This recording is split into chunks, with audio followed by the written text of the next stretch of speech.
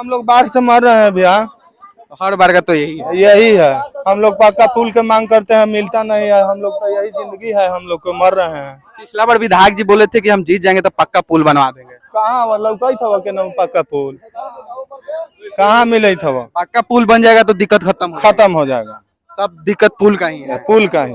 विधायक जी से फिर बोले नहीं कि सर पुल पुल बनवाइए, बोले थे आप? वो जीत के गलतुन तो विधायक जी दिखाई देता तुम, अभी तो जेल में है तुम, रीत लल जा दो। हाँ। और कोई सहयोग कुछ सहयोग ने, कोई सहयोग ने, कोनो पूछाऊ ने गलवा कि केने डूबल बारे सो के जिंदा बारे के मर गए, कोनो पूछाऊ नहीं गया। ये जो नाव चल रहा है सब आपने से चलवा रहे हैं? सब अपना मतलब कि ये हम लोगों को घाट है, अपना सेवा रखे हुए हैं, जा रहे हैं। नहीं तो नाव भी नहीं चलाया जा रहा प्रशासन तरफ से? न कोई एको न, ये सब तो अपना नाम है। कितना दिन से पानी आया हुआ है? लमसम हो गया आज 6 दिन पानी आया हुआ। लगभग 1-2 महीना रहेगा ही रहेगा। 1 महीना इसी आना जाना है। हाँ। खाना पीना ये सब कैसे हो रहा है?